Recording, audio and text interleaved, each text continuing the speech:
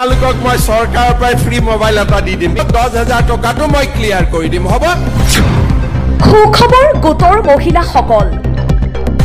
গোটৰ মহিলাক মুখ্যমন্ত্ৰীয়ে দিব মোবাইল সকলোকে দিব ফ্ৰীতে এটাকৈ মোবাইল এইমাত্ৰ মুখ্যমন্ত্ৰীয়ে ঘোষণা কৰিলে সবিশেষ জানিবলৈ ভিডিঅ'টো এতিয়াই এটা শ্বেয়াৰ কৰক লগতে পেজটো ফলো কৰক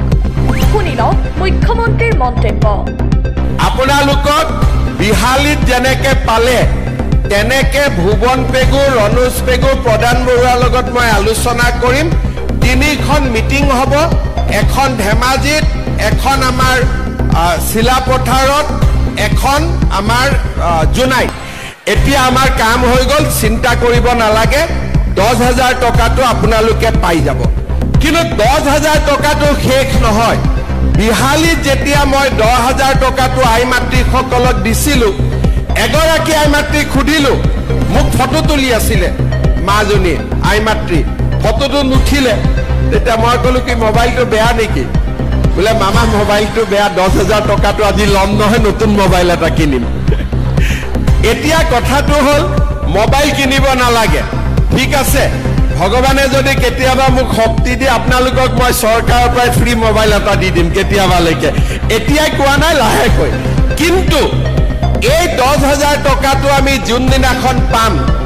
কংগ্ৰেছৰ মানুহবিলাকে বিহালীত উলিয়াইছিলে যে মামা এনেই কৈছে 10,000 নিদিয়ে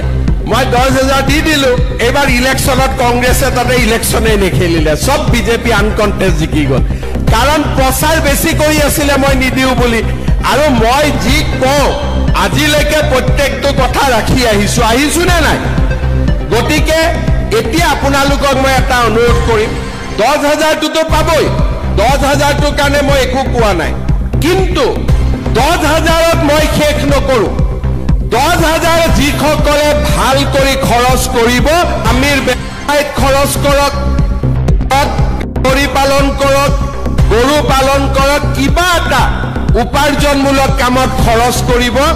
10,000 টকা এই বছৰ অহা বছৰ মই আপোনালোকক 25,000 তাৰ পিছৰ বছৰ আপোনালোকক মই 50,000 টকা দিম এইটো আপোনালোকে ভিডিঅ' ৰেকৰ্ডিং কৰি ৰাখিব